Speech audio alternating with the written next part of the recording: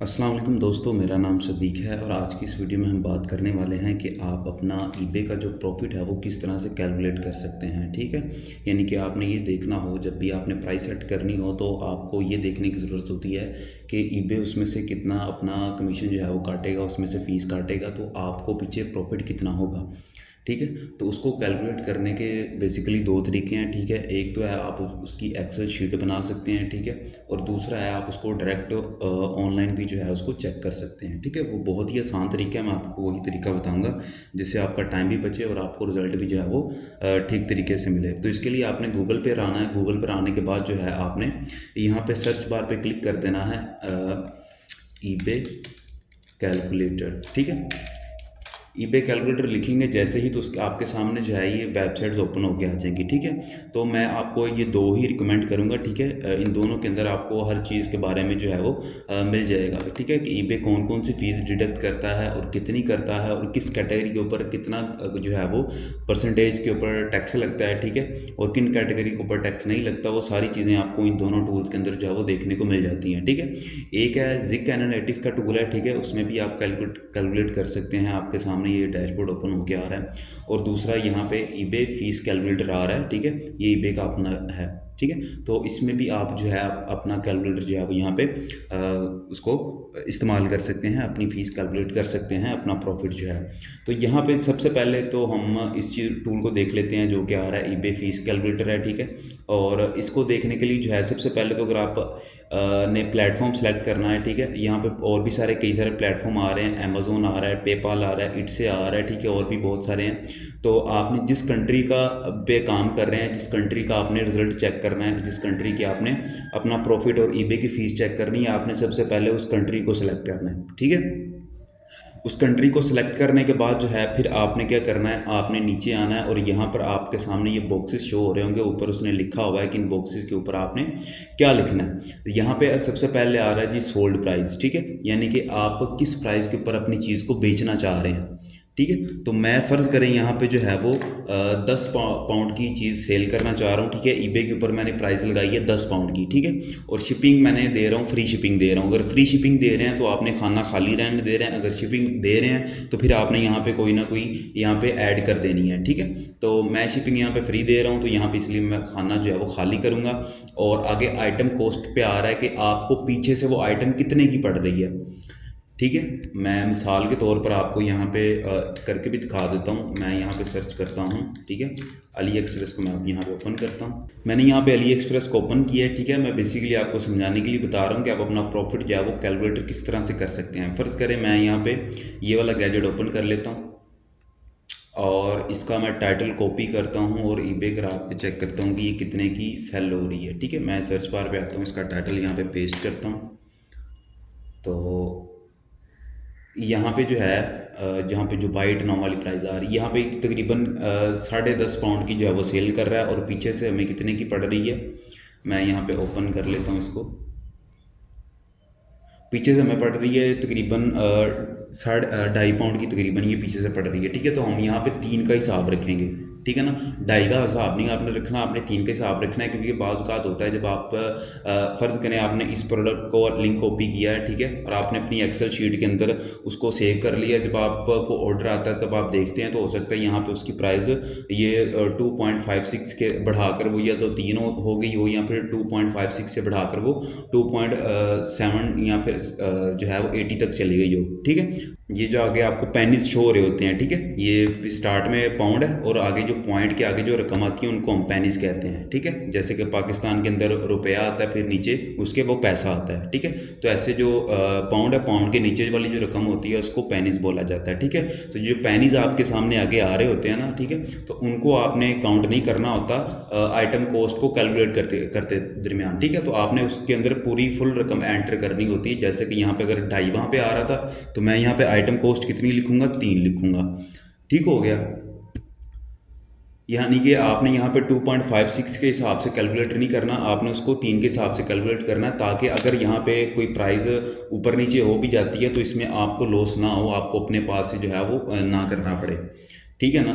तो हमने ईबे पर क्या देखा, वहाँ पे हमने कितने की सेल करनी थी, वो तकरीबन करनी थी 10.5 पाउंड की। ठीक है, तो मैं यहाँ पे आके लिख देता हूँ 10.5 पाउंड। ठीक है, तो मैं 5.59 की थी, तो मैं यहाँ पे मैं सिर्फ समझाने के लिए आपको ये एग्जांपल दे रहा हूँ ताकि आपको आसान अल्फाज में समझ आ जाए कि आपने करना किस तरह से, कैलकुलेट किस तरह से करना है। उसके बाद जो है नंबर ऑफ़ ऑर्डर्स आ जाता है। ठीक है, आपने कितने ऑर्डर्स का कैलकुलेट करना है। ठीक है, तो मैं अभी 1 यूनिट का सिलेक्ट करूँगा कि मुझे अगर 1 यूनिट का ऑर्डर आया है तो 1 यूनिट के हिसाब से मैं उसको कैलकुलेट करूँगा। अब यहाँ पे सेलर टाइप का आ रहा है, यानी कि आपने सेलर का जो है अकाउंट वो कौन सा बनाया हुआ है, बिजनेस का बनाया है या फिर प्राइवेट बनाया है। तो हमारा अकाउंट प्राइवेट है, प्राइवेट के हिसाब से यहाँ पे सेलेक्ट करें। अगर आपका बिजनेस अकाउंट है तो यहाँ पे आप बिजनेस सेलेक्ट कर सकते हैं। ठीक है, तो हमारा प्राइवेट है, मैं यहाँ पे प्राइवेट रहने देता हूँ। अब यहाँ पे सेलर लेवल का पूछ रहा है। ठीक है, अगर तो आपका बहुत ही लो है तो वहाँ पे बिलो स्टैंडर्ड आ रहा होगा। ठीक है, तो वहाँ पे नीचे रिजल्ट कुछ और शो करेगा।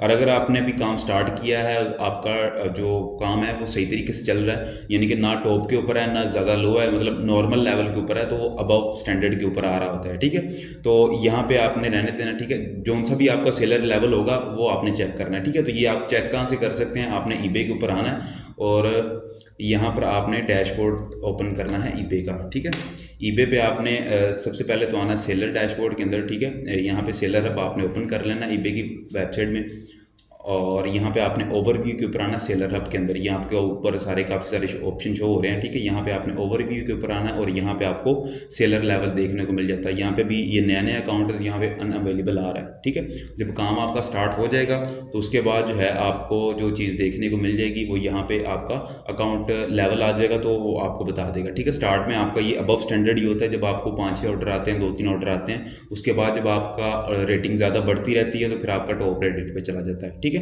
तो अभी हम अबव स्टैंडर्ड के ऊपर रहकर ही करते हैं। तो अगर आपने अपनी लिस्टिंग को प्रमोट किया है, ठीक है, तो उसकी फ़ीस यहाँ पे आप ऐड कर सकते हैं। अदरवाइज़ नहीं किया तो आप इसको खाने को खाली रहने दें। अगर आपने ईबे को डोनेट किया है अपनी तरफ से कोई चीज़, तो वो भी आप यहाँ पे ऐड कर सकते हैं। अदरवाइज़ इस खाने को भी खाली रहने दें। उसके बाद यहाँ पे प्रमोशन है, इसको आपने नो रहने देना है। और ओवरसीज सेल, यानी कि आप किस किस कंट्री में सेल कर रहे हैं या फिर खाली यूके के अंदर सेल कर रहे हैं। तो हमने खाली यूके के अंदर काम करना है, तो मैं इसे नो के ऊपर रहने दूंगा। अगर आप इंटरनेशनली काम कर रहे हैं तो ऑल कंट्री के ऊपर क्लिक करें। अगर आप यूके और यूएसए के अंदर दोनों के अंदर काम कर रहे हैं, एक अकाउंट चला रहे हैं, तो आप यूएसए के ऊपर भी क्लिक कर सकते हैं। अदरवाइज मैं यहाँ पे नो पे क्लिक करूँगा क्योंकि हमारा अकाउंट जो सिर्फ है वो यूके के अंदर ही काम कर रहा है। ठीक है, उसके नीचे आते हैं तो यहाँ पे रेजिडेंटल इनसाइड इन यूके। ठीक है, इसका मैं आपको अभी बताता हूँ। इसमें ये होता है कि आप अगर यूके के अंदर रहकर काम कर रहे हैं फिर आपने यहाँ पे यस रहने देना है। अगर यूके से बाहर रहकर काम कर रहे हैं फिर आपने नो रहने देना है। ठीक है, इसका क्या मतलब है? इसका मतलब ये है कि अगर आप यूके की आईपी के ऊपर काम कर रहे हैं गो लॉगिन के अंदर, ठीक है, पाकिस्तान में रह के ऊपर आपकी हर चीज़ जो है वो यूके की है। ठीक है, एलटीडी आपकी यूके की है, या फिर आप प्राइवेट अकाउंट अपना जो है वो यूके का चला रहे हैं पाकिस्तान में बैठकर यूके की डिटेल के ऊपर, तो फिर आप यहाँ पे इसको यस करेंगे। अदरवाइज अगर आप पाकिस्तानी डिटेल के ऊपर अकाउंट रन कर रहे हैं तो फिर आप इसको नो रहने देंगे। ठीक है, तो हमारा जो है वो पाकिस्तानी डिटेल के ऊपर है, इसलिए मैं यहाँ पे नो रहने दूंगा। और यहाँ पे एक चीज़ का आपने ख्याल रखना है कि जब अगर आप यूके के अंदर अगर काम करेंगे ना यूके, तो फिर आपके ऊपर टैक्स नहीं पड़ता। ठीक है, कुछ कैटेगरीज के ऊपर आपके ऊपर टैक्स नहीं पड़ता, कुछ कैटेगरी के ऊपर आपके ऊपर ईबे फीस लागू करता है। और अगर आप ईबे से बाहर रहकर यूके के अंदर काम करते हैं तो फिर आपके ऊपर टैक्स पड़ता है। मैं वो किस तरह से पड़ता है वो मैं यहाँ पे आपको दिखा भी देता हूँ। मैं यहाँ पे यस किया हुआ है, यानी कि मैं अगर यूके के अंदर काम कर रहा हूँ तो फिर यहाँ पे कोई चीज़ भी ईबे मुझसे फ़ीस चार्ज नहीं कर रहा, कोई इसमें जो है वो ट्रांजेक्शन फ़ीस भी मुझसे चार्ज नहीं की जा रही। ठीक है, और अगर मैं यहाँ पे सिलेक्ट कर देता हूँ नो, यानी कि मैं किसी यूके से बाहर रहकर काम कर रहा हूँ, तो फिर क्या होगा, ईबे मुझके ऊपर मेरे ऊपर फीस लागू करेगा। ठीक है, यहाँ पे हर चीज़ की फ़ीस आ रही है। अब यहाँ पे नीचे आ जाता है आइटम कैटेगरी। ठीक है, यहाँ पे आइटम की कैटेगरी आपने लगानी है को किस कैटेगरी के मुताबिक जो है आप काम कर रहे हैं। यानी कि फ़र्ज़ करें मैं यहाँ पे किताबें सेल कर रहा हूँ, ठीक है, किताबें नॉवेल्स वगैरह सेल कर रहा हूँ, तो मैं यहाँ पे बुक्स वाली कैटेगरी को सिलेक्ट करूँगा और ये नीचे मेरे सामने उसके सारे रिजल्ट आ जाएंगे। और मेरा जो प्रॉफिट मार्जिन है वो तकरीबन जो है वो 55% जो है वो आ रहा है। ठीक है, तो तकरीबन इतना ही होना चाहिए। आपका जो प्रॉफिट मार्जिन है वो 50 से ऊपर होना चाहिए, 50 या 60% से ऊपर होना चाहिए। ठीक है, उससे नीचे नहीं होना चाहिए, ताकि आपको भी जो है वो प्रॉफिट अच्छा खासा मिले। तो यहाँ पे आप देख सकते हैं जो टोटल, ठीक है, तो यहाँ पे ट्रांजैक्शन फ़ीस जो है वो ईबे की चार्ज होती है वो इतनी ही होती है। ठीक है, इससे ज़्यादा नहीं होती, वो जितनी चाहे बढ़िया ट्रांजैक्शन कर लें ईबे की फ़ीस जो है वो इतनी ही चार्ज होती है, 0.30 पेनिस, ठीक है। तो उसके बाद अगर बाकी सारे यहाँ पे चीज़ें आ रही हैं ईबे के हवाले से, और टोटल ईबे की फ़ीस कितनी बनी है 1.70, ठीक है। यानी कि हमने प्राइस कितने की सेल की थी ईबे के ऊपर, वो थी 10.5 पाउंड की, और हमें पीछे की कितने की पड़ रही थी, वो 3 पाउंड की पड़ रही थी। और उसके बाद हमारे पास जो प्रॉफिट आया, ईबे हमें जो पेमेंट देगा वो तकरीबन ये 6 पाउंड देगा, ठीक है। 5 पाउंड और 90 पेनीस, ठीक है। तो ये वाला कैलकुलेटर है, आप इसको भी इस्तेमाल कर सकते हैं। दूसरा कैलकुलेटर आ जाता है हमारे पास, ये ज़िक एनालिटिक्स है, ठीक है। इसकी अगर आपने हंटिंग करनी हो तो आप इसको इस्तेमाल कर सकते हैं, ठीक है। यानी कि प्रोडक्ट को हंट करना हो, ढूंढना हो, उसके बारे में रिसर्च करनी हो तो आप इसका जो है इस्तेमाल कर सकते हैं। लेकिन इसका जो वो फ्री नहीं है, ठीक है, उसके लिए आपको प्लान बाय करना पड़ता है। लेकिन इसका जो कैलकुलेटर है ना वो यहाँ पर फ्री है, वो आप उसको फ्री में इस्तेमाल कर सकते हैं, ठीक है। तो अभी यहाँ पर आप देख सकते हैं, अगर आप USA में के अंदर काम कर रहे हैं तो फिर आपने ebay.com ही रहने देना है, और अगर आप UK के अंदर काम कर रहे हैं तो आपने ebay.co.uk सेलेक्ट कर लेना है, ठीक है। उसके बाद आपने यहाँ पे अपना जो सेलर लेवल है, ठीक है, यानी कि जो उनसे भी अकाउंट के ऊपर आप काम कर रहे हैं, प्राइवेट है या बिजनेस है, वहाँ पे आपने वो सेलेक्ट करना है। उसके बाद आपने यहाँ पे जैसे कि हमने इसके अंदर सारी डिटेल फिल की थी, ऐसे ही आपने यहाँ पे डिटेल जो आपको फिल कर देनी है। यहाँ पे हम डिटेल फिल कर देते हैं, ठीक है। आइटम कॉस्ट हमारी कितने की पड़ रही थी, वो 3 की पड़ रही थी, ठीक है। ईबे की फ़ीस यहाँ पे वो बता रहा है VAT भी यहाँ पे नहीं पड़ रही, ठीक है। यहाँ पे हम जब कैटेगरी सेलेक्ट करेंगे तो VAT उसके हिसाब से वो ऐड करेगा, ठीक है। तो मैं यहाँ पे फ़िलहाल जो है वो अदर के ऊपर सेलेक्ट कर देता हूँ, ठीक है, आपको समझाने के लिए। उसके बाद अगर आपकी जो सी भी कैटेगरी होगी उसको आप यहाँ पे सेलेक्ट कर सकते हैं। शिपिंग चार्जेस है वो हम फ्री दे रहे हैं, ठीक है। उसके अलावा अदर कॉस्ट जो है इसके अंदर आप जो है वो एक्स्ट्रा 1 पाउंड ऐड कर सकते हैं, अदरवाइज इसको भी आप जीरो रहने दें, ठीक है। जहाँ पे आपको खर्चा हो कि यार जहाँ से आप प्रोडक्ट खरीद रहे हैं उसकी प्रोडक्ट अगर ज़्यादा हो सकती है तो फिर आप उसके लिए बैकअप के लिए 1-2 पाउंड बढ़ा के लगा सकते हैं, उसको कैलकुलेट कर सकते हैं, अदरवाइज यहाँ पे आप जीरो रहने दें, ठीक है।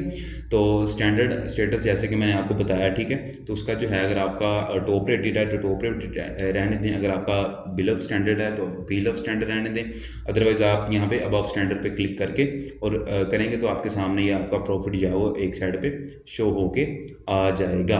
तो अगर आप यहाँ पे देखें, ठीक है, तो यहाँ पे आपको उसकी ईबे की ट्रांजैक्शन फ़ीस के हवाले से जो है वो आपको सारा बता रहा होता है कि ईबे आपसे टोटल कितने किस चीज़ के ऊपर कितना % जो है वो चार्ज करता है, ठीक है। फाइनल वैल्यू की फ़ीस जो होती है वो तकरीबन 12.90% होती है, ठीक है। ट्रांजैक्शन फ़ीस जैसे कि मैंने आपको बताया उसकी फ़िक्स होती है। उसके बाद प्रमोशन फ़ीस जो है वो अगर आप ऐड करना चाहें तो यहाँ से आप अपनी प्रमोशन फ़ीस जो है वो यहाँ पे परसेंटेज के हिसाब से या फिर यहाँ पे पाउंड के हिसाब से उसको ऐड कर सकते हैं। और ईबे की टोटल फ़ीस जो होती है वो हर चीज़ के पीछे आपका ये ईबे जो है उसके पीछे आपका ये अमाउंट जो है वो लाजमी काटता है हर ऑर्डर के पीछे, ठीक है। उसके बाद जो है ईबे की टोटल फ़ीस जो है वो तकरीबन यहाँ पे आपको 16% जो है ईबे आपसे इस कैटेगरी के हवाले से, इस प्रोडक्ट के हवाले से आपसे चार्ज करेगा, ठीक है। तो यहाँ पे हमारा टोटल प्रॉफिट कितना आ रहा है, ठीक है। तो आप इन दोनों में से जो है कोई सा भी कैलकुलेटर आप इस्तेमाल कर सकते हैं, ठीक है। जो सा भी आपको इस्तेमाल करने में आसानी हो आप उन दोनों को में से किसी को भी इस्तेमाल कर सकते हैं, ठीक है। और ये थी आज की हमारी वीडियो। और हमारे लाइव कोर्सेज ज्वाइन करने के लिए आप हमारे नीचे दिए गए नंबर्स पर रब्ता कर सकते हैं, ठीक है। हम लाइव क्लासेस भी कर सकते हैं और आप कोर्सेज भी ज्वाइन कर सकते हैं। तो ये थी आज की हमारी वीडियो। इसके अलावा अगर आपने लाइव कोर्सेज हमारी ज्वाइन करनी है और आपको किसी चीज़ में हेल्प चाहिए हो या फिर आपने कोई लाइव कोर्सेज हमारे करने हो तो आप नीचे दिए गए नंबर पर हमसे रब्ता कर सकते हैं। इसके अलावा अगर आपको कोई सवाल हो तो आप नीचे कमेंट सेक्शन में मुझसे पूछ सकते हैं, और या फिर आप मेरे इंस्टाग्राम के ऊपर या टेलीग्राम के ऊपर मुझसे रब्ता कर सकते हैं। और चैनल को सब्सक्राइब लाजमी करिएगा। अपना ख्याल रखिएगा। अल्लाह हाफिज़।